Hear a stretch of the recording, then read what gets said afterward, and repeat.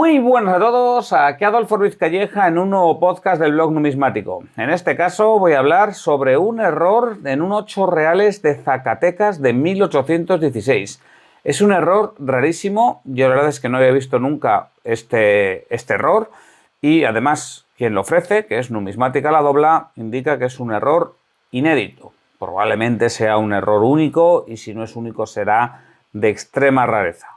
Numismática La Dobla lo ofrece en su página web a la venta a precio fijo. Sabéis que en la web de Numismática La Dobla hay muchas monedas a la venta a precio fijo, y entre ellos hay muchos 8 reales, tanto a martillo como a volante, y entre ellos está este ejemplar, como digo, de Zacatecas, con un error extrañísimo. Pero antes de ir al error en sí, vamos a lo que es la ceca de Zacatecas. Ya sabéis que bueno, pues se abrió pues poco después del Grito de Dolores, ¿no? Fue en el 26 de octubre de 1810. O sea, si el Grito de Dolores fue en septiembre de 1810, pues ya como 40 días más tarde se abrió la ceca de Zacatecas y pasó a ser una ceca provisional, pero la ceca más importante de cuantas se abrieron durante esta guerra de la independencia de México. Acuñó muchísima plata en varios módulos, en módulos de medio real, de 1 real, de 2 reales y sobre todo de 8 reales. Acuñó mucha plata. ¿Y por qué? Bueno, pues porque Zacatecas estaba donde estaban las minas. Claro, digamos que Zacatecas estaría a tal distancia de la mina como estaría la ceca de Potosí, para hacernos una idea. Entonces, claro, es normal que llegase muchísima plata a la ciudad de Zacatecas y que, bueno, pues se acuñase allí muchísima moneda durante toda la Guerra de la Independencia y también posteriormente, porque luego ya fue una ceca republicana, ¿no? Durante la República de México. Claro, es una ceca provisional, es una ceca abierta deprisa y corriendo, sin demasiada tecnología y además llega muchísima plata. Así que, bueno, pues a nadie le puede extrañar que la calidad de las acuñaciones no fuese la debida. De hecho, tanto es así que en un principio utilizaron un diseño pues totalmente improvisado, los famosos LVO, un diseño pues que casi se lo sacaron de la manga, que lo improvisaron allí, pues simplemente porque no eran capaces de tener una comunicación con México para poder obtener matrices y todo lo demás, ¿no? Y operarios. Simplemente hicieron lo que pudieron. Eso fue en 1810 y 1811. Luego ya en 1812 empezaron a incluir el busto de Fernando VII. Pero también es verdad que no era un busto oficial, sino que era un busto propio de Zacatecas que fue evolucionando con el tiempo. Es decir, este diseño de Sagau, ¿no? Que se hizo ahí en Cádiz, hemos hablado bastantes veces de él, que se envió a través de matrices a las cecas indianas que se repartieron por las distintas cecas. Bueno, pues estas matrices no debieron de llegar a Zacatecas y bueno, pues simplemente ellos, de la manera que buenamente pudieron, pues hicieron un dibujo semejante, claramente basado en el de Sagau, pero que fue, como digo, evolucionando, ni siquiera fue estable. Entonces, bueno, pues esa falta de oficialismo, esa falta de hacer las cosas tal y como se decía pues en España, ¿no? En la península, o que pudiese ser en Madrid, o inicialmente en Cádiz, ¿no? Pues no hacían las cosas como deberían y por lo tanto hay cierta evolución, ciertas variantes y un devenir tipológico que no tienen otras cecas más oficiales como pudiese ser la ceca de México, la ceca de Lima o muchas otras, ¿no? Bueno, tanto es así que para la ceca de Zacatecas, Juan Felipe Ramírez, a quien ya conocéis porque he hablado varias veces del libro que escribió sobre las variantes de las monedas de la Guerra de Independencia Mexicana, bueno, pues Juan Felipe Ramírez le dedica prácticamente medio libro a Zacatecas y solamente a las monedas de busto, porque luego para las LVO tiene un adendo aparte del libro, o sea, es decir, viene a ser como, no sé, 2/3 partes de su trabajo es la ceca de Zacatecas. Es muchísimo más compleja cuando entramos en variantes que el resto de cecas de la Guerra de Independencia, simplemente por el volumen que acuñan. Bueno, como digo, la calidad de acuñación era muy mala y esto es algo propio de las cecas provisionales. Pero luego hay otras características que no son tan propias de las cecas provisionales, así en general, pero sí de la ceca de Zacatecas. Y es que aquí los cospeles eran muy grandes. Estamos hablando de cospeles de 40-41 milímetros de diámetro. A ver, esto tampoco es que fuese excesivamente grande. O sea, hay cospeles de otras tecas, como puede ser de México o de Lima, ¿no? Pues que son de ese tamaño.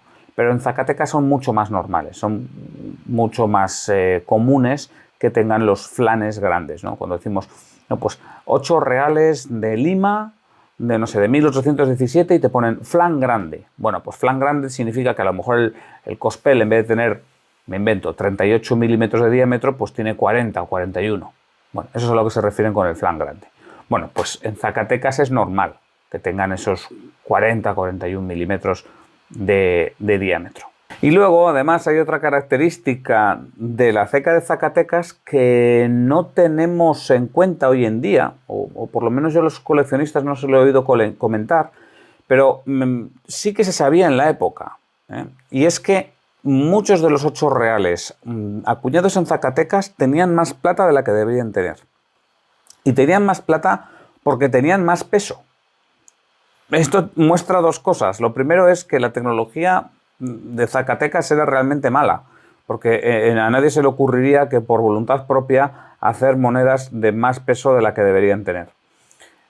Y por otro lado, que en Zacatecas había plata de sobra, ¿no? Que estaban al lado de la mina, y querían ellos comercializar toda esa plata que estaban extrayendo. Porque claro, si estuviesen escasos de plata, pues obviamente se fijarían muy mucho en cuánta plata tenía cada una de las monedas. Así que es normal, podéis hacer búsquedas en bases de datos, que se encuentren duros de Zacatecas que incluso pasan de los 28 gramos. Incluso alguno de 28,2, 28,3 gramos. O sea, son monedas de 8 reales con mucha plata, con mucho peso, ¿eh? O sea, mala acuñación, flan grande y mucho peso.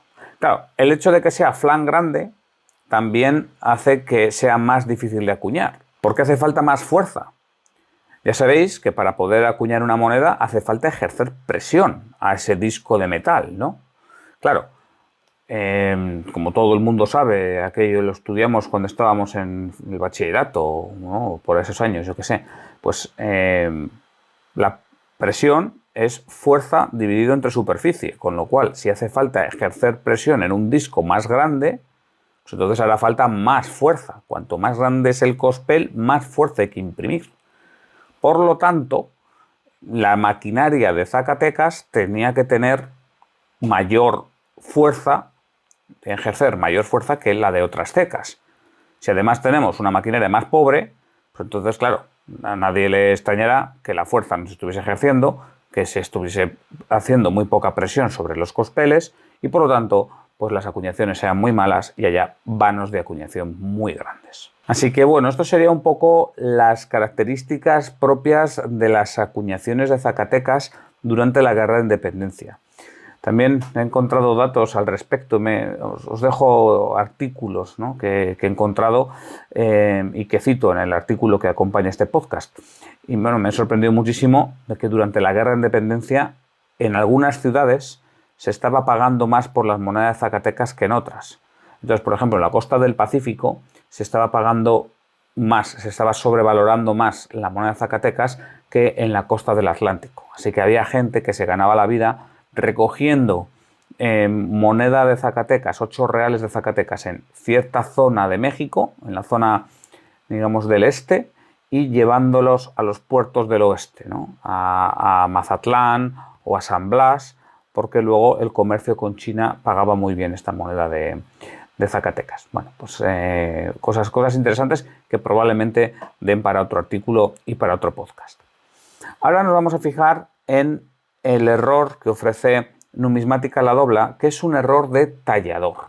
A ver, ¿qué es esto del tallador? El tallador es un operario que se encargaba de montar los cuños. Más o menos el trabajo que haría un herrero, pasa que bueno, pues sería un herrero especializado para montar cuños. Si partimos de un cuño liso, ¿no? Imaginad un cuño de 8 reales totalmente liso, bueno, pues había que ir hincando los diferentes elementos que compusieran el diseño de la moneda, había que hincarlos en negativo, en el cuño, para que luego sean imprimidos en positivo en la moneda. Entonces, el tallador era el que tenía que agarrar, por ejemplo, para el anverso, ¿no? Pues agarraba un punzón, porque estos motivos estaban en un punzón, agarraba un punzón con el busto de Fernando VII y ahí pegaba un martillazo, 1 o 2 o 8 los que hagan falta, para que quede imprimido en el cuño.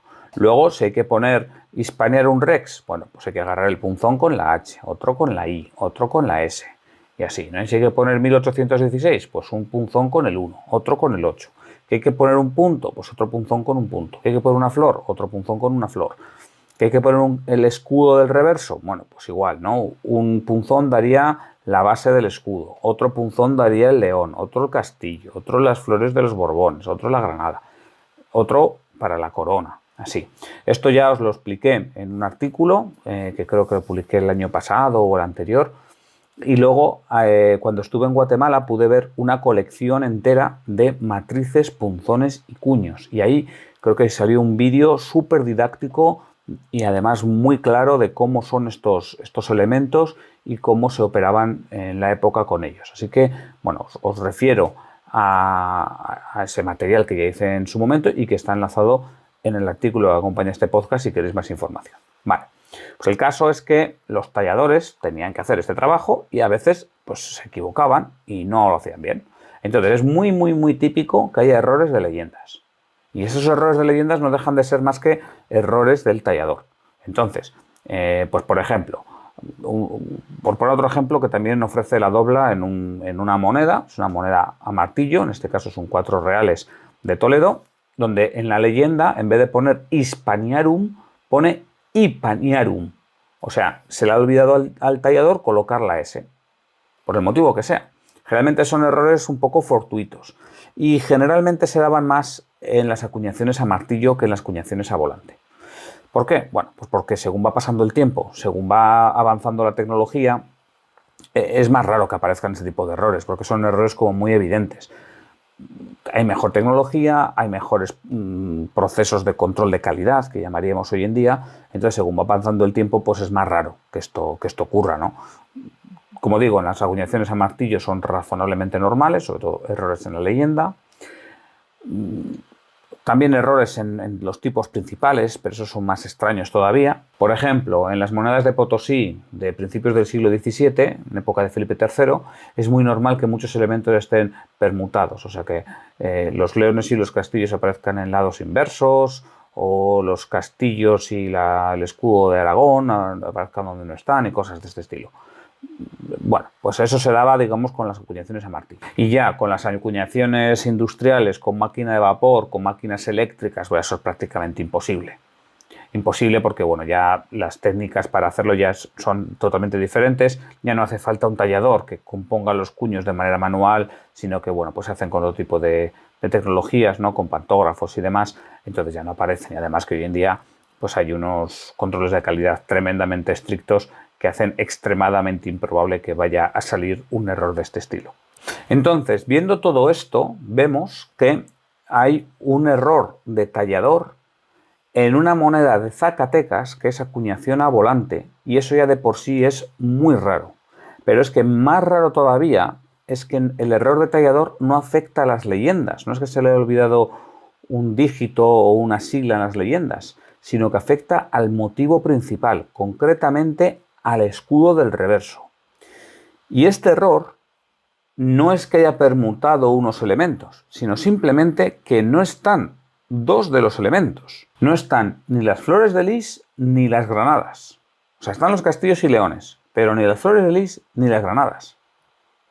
Y eso es algo tremendo. Tremendo ya en 1816. O sea, llegamos ya bien entrado el siglo XIX.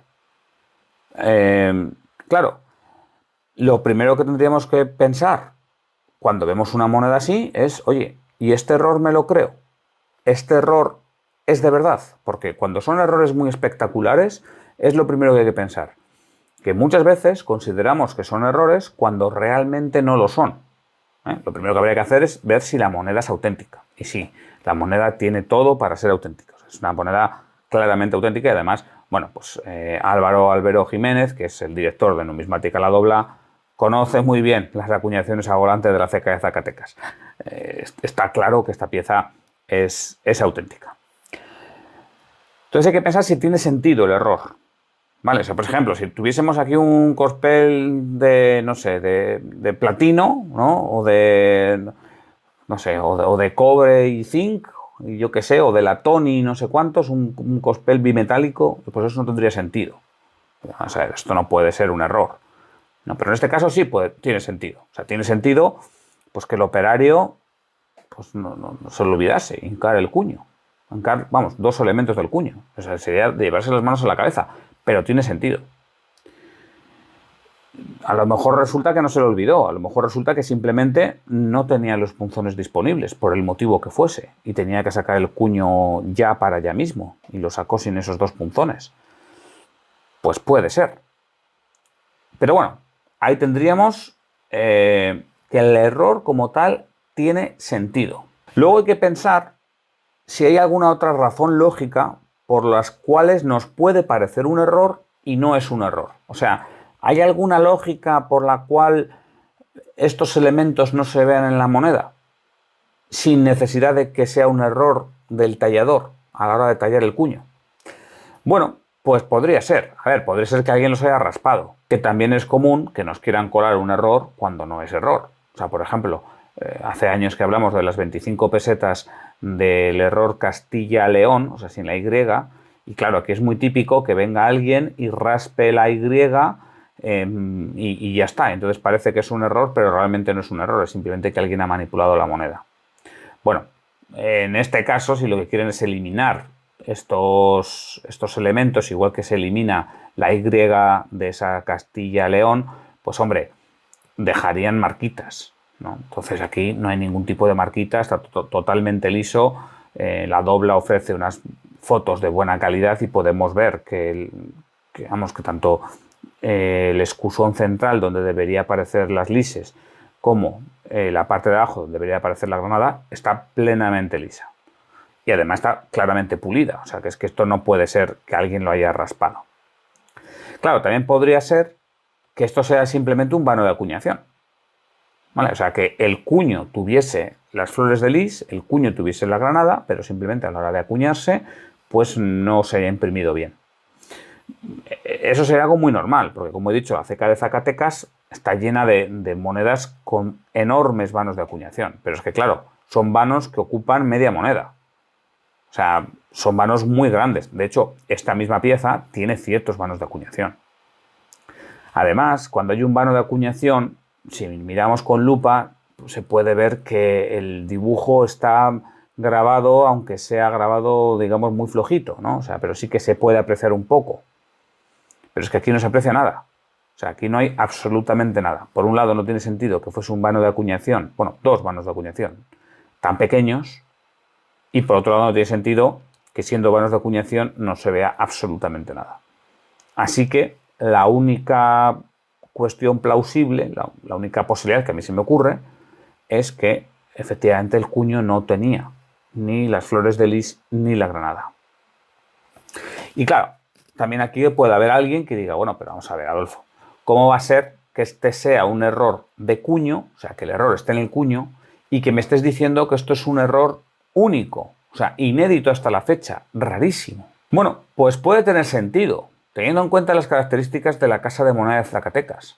A ver, Zacatecas acuñó muchísima plata, pero es que la inmensa mayoría de las monedas acuñadas en Zacatecas se fundieron prácticamente inmediatamente. Daros cuenta que estas monedas estaban sobrevaloradas en ciertos lugares, entonces había un incentivo de que partidas enormes, partidas enteras de Zacatecas llegasen a tal ciudad y se fundiesen enteras para hacer barras y acuñar nuevas monedas. O sea, se podía ganar dinero así. Entonces, claro, si este error o el cuño de este error cayó en una de esas partidas, pues todas las, entre comillas, monedas hermanas, todo el resto de monedas parecidas, es probable que se hayan fundido. Es que en Zacatecas se acuñó muchísimo, pero como digo, la inmensa mayoría de las monedas se fundían muy poco tiempo después. Pero es que es más, a lo mejor se percataron enseguida de la ceca del error. Podría ser, ¿no? O sea, podría ser que empezasen a acuñar monedas con un cuño que le faltasen las flores de lis y la granada, al cabo de, no sé, un día o unas horas utilizando el cuño, dijesen, no, pero si estas monedas no están saliendo bien. Oye, que hay que colocar estos elementos en el cuño, ¿no? Y entonces, bueno, pues sería otro operario, bueno, o el mismo, ¿no? El que tendría que colocar esos dos elementos, ¿no? Rehacer el cuño. Claro, esta segunda hipótesis supondría que existen otros ejemplares con el mismo cuño de reverso, pero que ese otro cuño de reverso ya sí que tiene todos los elementos que tiene que tener. Yo la verdad es que no he hecho el estudio intentando analizar el cuño de reverso y todos sus elementos para poder identificar si realmente a ese cuño se le añadieron las otras dos armas o no. La verdad es que no he hecho ese estudio, pero bueno, se podría hacer. Bien, y claro, la última cosa que nos podríamos plantear es si existe algún error semejante en alguna otra ceca volante. Otra ceca española, se entiende, o indiana. Algún error donde, bueno, pues no aparezcan armas en el escudo. Un error tan evidente. Bueno, pues sí. Es curioso que sí existe otro error y además es un error más conocido donde tampoco están ni las flores de lis ni la granada. Justamente los dos mismos elementos. Y ese error no se da en México, se da en la Casa de Moneda de Potosí. Y además se da en el año 1825, con los ensayadores GL. Potosí estuvo acuñando moneda con una autoridad virreinal hasta enero de 1825, hasta los primeros días de enero.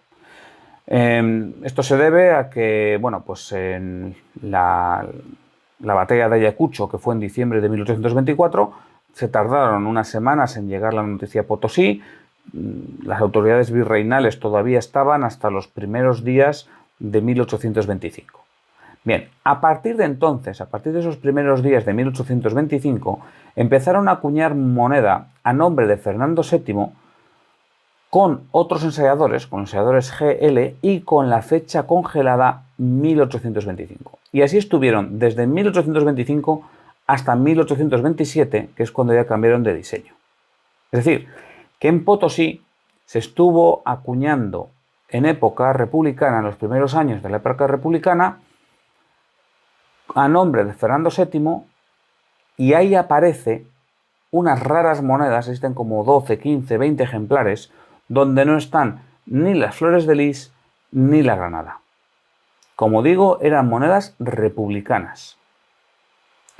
Bueno, pues resulta que en Zacatecas también aparece el mismo error. Casualmente, las flores de lis y la granada es lo que falta y la fecha es 1816. O sea, en principio es 9 años antes de lo ocurrido en Potosí. Claro, ¿cuál es la cuestión? Pues que Zacatecas cayó en manos insurgentes en 1821, muy al final de la Guerra de Independencia de México. Se independizaron en septiembre de 1821, pues más o menos por ahí. O sea, fueron de los últimos reductos en caer en manos republicanas. Bueno, pues después de caer en manos republicanas, la ceca de Zacatecas siguió acuñando con el busto de Fernando VII durante otros 3 años. 1822, 1823, hasta 1824. La cuestión es que yo siempre he leído que la fecha congelada era de 1821 y 1822. O sea, que en principio, yo, por lo poco que sé, que tampoco es que sea aquí el más experto en moneda de Zacatecas, la fecha de 1816 no se utilizó como fecha congelada. Pero podría ser que en alguna partida se utilizase esa fecha de 1816 y, al igual que en Potosí, se decidiese deliberadamente eliminar las flores de lis y la granada como una forma de mostrar que, oye, no soy una moneda virreinal, sino soy ya una moneda republicana.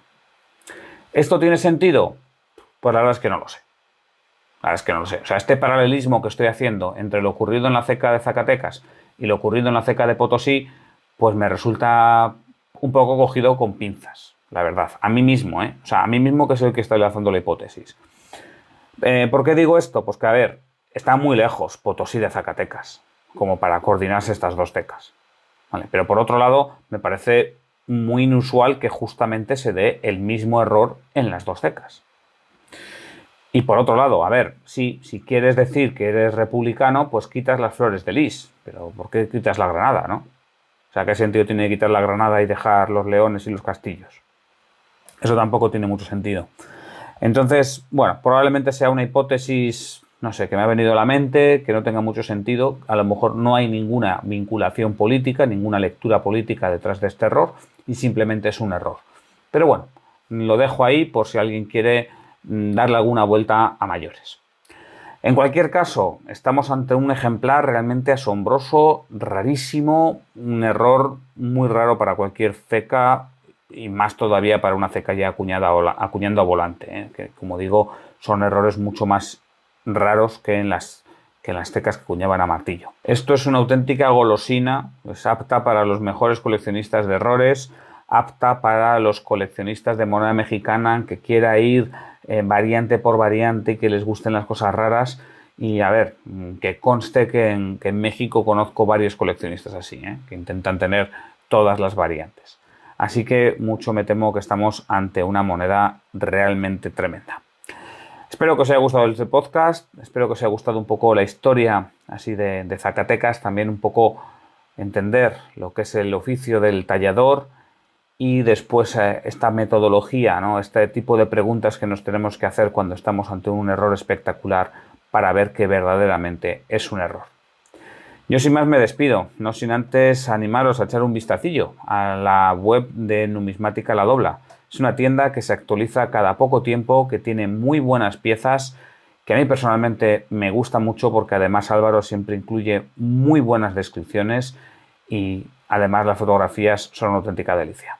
Espero que os haya gustado el podcast, un saludo a todos y hasta pronto.